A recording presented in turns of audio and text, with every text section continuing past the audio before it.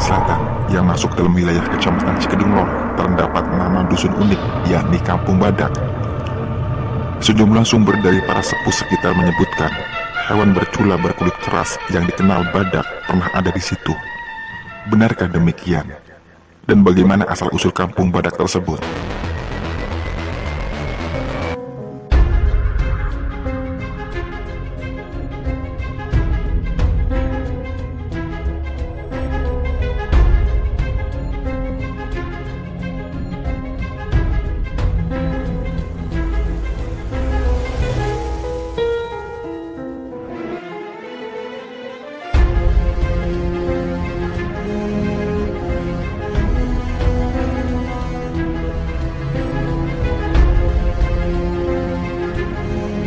Assalamualaikum warahmatullahi wabarakatuh. Salam setia warga Indramayu tercinta dan masyarakat Indonesia pada umumnya. Bercerita sejarah lokal merupakan keasikan tersendiri, seperti kisah asal-usul Kampung Badak yang akan kami kisahkan. Kami nukilkan dari sejumlah sumber sepuh secara turun-temurun. Namun sebelum lanjut pada sekilas sejarah asal-usul Kampung Badak, pemirsa budiman yang belum berlangganan, silahkan tombol subscribe di pojok kanan agar Anda tak ketinggalan. Lalu bagikan video ini agar semakin bermanfaat.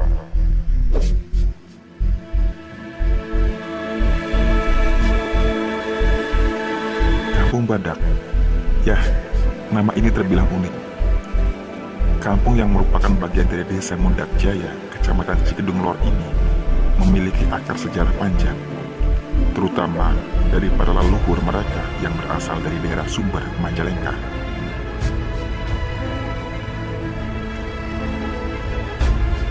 Sebelum terbentuk desa yang menyatu dengan Munjul dengan nama Mundak Jaya, baik Kampung Badak maupun Munjul merupakan bagian dari Desa Cibereng. Kemudian pada tahun 1981, terjadi pemekaran di sejumlah kampung di Indramayu. Beberapa nama kampung seperti Karangasem, Ludoyong, dan Karanganyar memisahkan diri dari Cibereng dan terbentuklah Desa Karangasem yang meliputi Karangasem, Ludoyong, dan Karanganyar.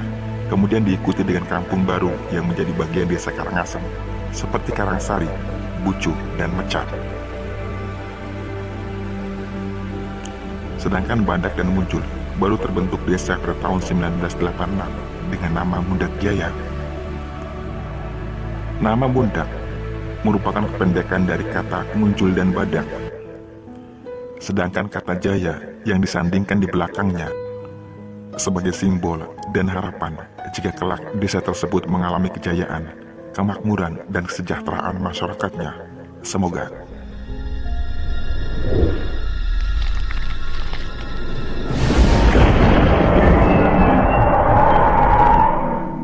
Ditinjau jauh ke belakang, diceritakan, dulu terdapat sejumlah penduduk Sumber, Jati 7, Majalengka, mencari lahan subur di tempat-tempat yang kini berada di wilayah Indramayu bagian selatan.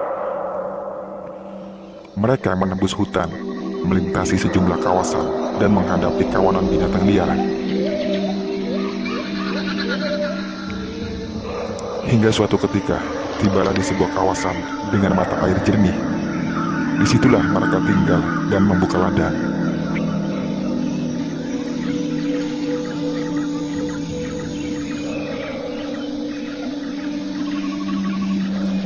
Tahun-tahun berikutnya, disusul kemudian para pendatang lain yang turut tinggal hingga menjadikan kawasan yang dulu hutan penuh binatang liar menjadi sebuah pemukiman baru yang subur. Di antara deretan pohon di sisi sungai terdapat pohon kesambi besar, sehingga kawasan sungai tersebut dinamakan Kalen Kesambi, yang dengan pengucapan lidah kemudian menjadi Kalen Sambi, sedangkan pendukuhannya disebut Kesambian.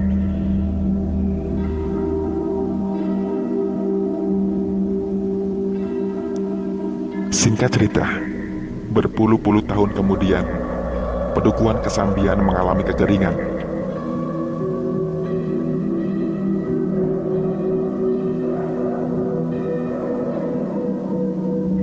Sejumlah orang mulai mencari lokasi baru yang subur.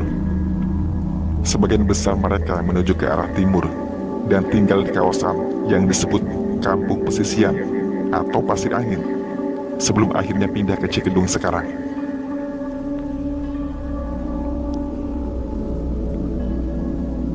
Ada pula yang tinggal di kawasan dekat Sungai Cipanas, seperti Dudoyong, Badak, dan lainnya.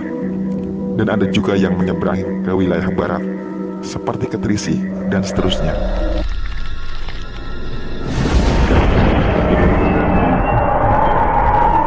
Di antara yang tinggal tak jauh dari Sungai Cipanas adalah Ki Marbun, Sarpin, Ki Sarwan, dan istrinya Nyi Sarwan, Buyut Kawen, Ki Gabuk, dan sebagainya.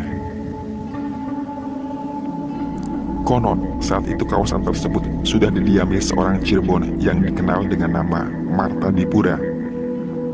Sejak lama, penduduk menyapa laki-laki yang rupanya bagian dari utusan Cirebon ini yang lebih dulu menetap itu dengan sapaan Mas atau Kimas, sebagaimana layaknya sapaan akrab orang Jawa. Ki Marbun serta beberapa temannya, juga keturunannya, mereka awalnya tinggal di kawasan bagian utara yang disebut-sebut sebagai awal adanya pemukiman di Badak. Di sekitar bantaran Sungai Cipanas, penduduk mulai membangun sebuah sumur untuk kebutuhan sehari-hari. Dikisahkan, saat itu pedukuhan kecil ini masih didiami segelintir penduduk. Sebagian besar kawasan masih hutan.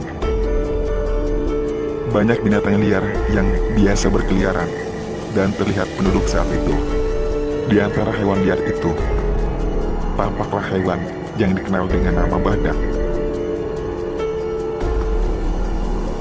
yang kerap rendam di sebuah genangan air atau balong kecil tak jauh dari sumur dan bantaran Sungai Cipanas.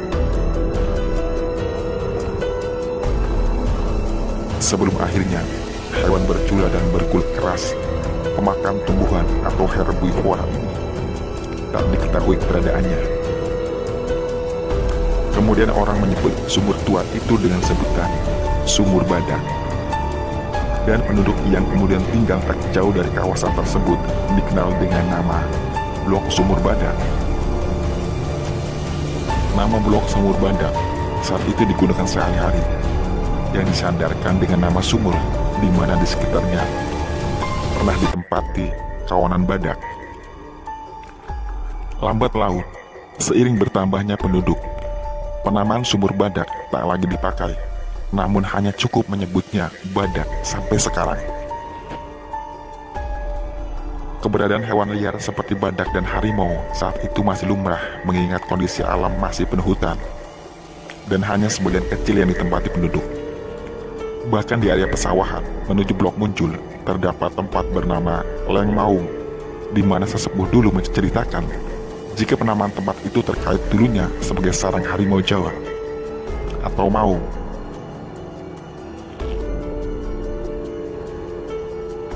Begitupun lokasi Sumur Badak yang kemudian dikenal pula sebagai Sumur Sarpin. Penamaan tersebut terkait sejarah masa lalu. Kondisi sumur yang dulunya berada di area pesawahan ini sekarang ditimbun warga. Namun demikian, masyarakat tetap mengenang sebuah tempat bersejarah, yakni lahirnya nama Badak. Pada periode berikutnya, orang-orang dari daerah lain mulai berdatangan memburu lahan kosong. Di antaranya ada dari daerah Sindang Indramayu, seperti Panganjang, di mana keturunannya turut meramaikan Kampung Badak.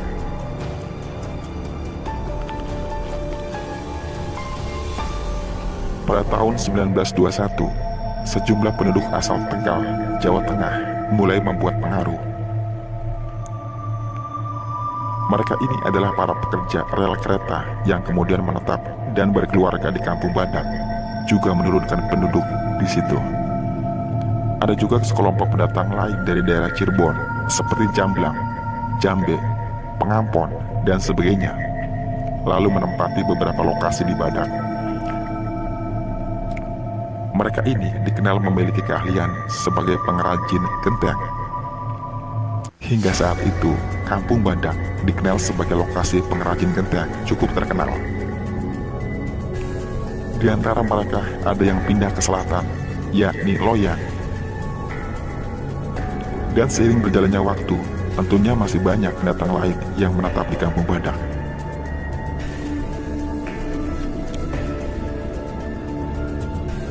Di salah satu sudut utara Dusun Badak terdapat lapangan sepak bola yang dikenal dengan lapangan Sarpin.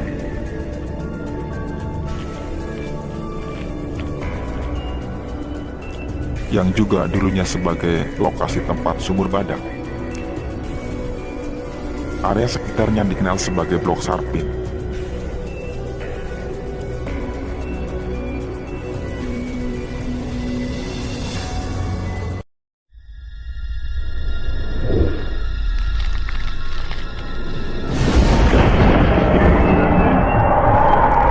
Menurut tutur yang berkembang, nama Sarpin disandarkan pada nama orang yang ditokohkan masyarakat dan hidup di masa penjajahan Belanda.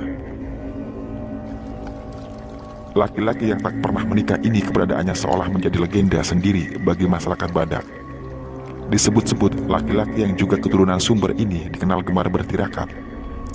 Banyak yang berpendapat kegemaran bertirakat itu membuat Sarpin bertingkah layaknya orang gila. Di masa itu, kolonial Belanda sudah merambah kawasan di kampung-kampung dekat hutan Indramayu bagian selatan. Pada malam-malam tertentu, mereka kerap berpatroli di kampung-kampung yang mulai terbentuk. Hingga suatu ketika, saat melintas di sekitar blok sumur badak, dengan penerangan seadanya, tentara Belanda melihat seorang tengah berada di situ. Orang itu tak lain adalah Sarpin.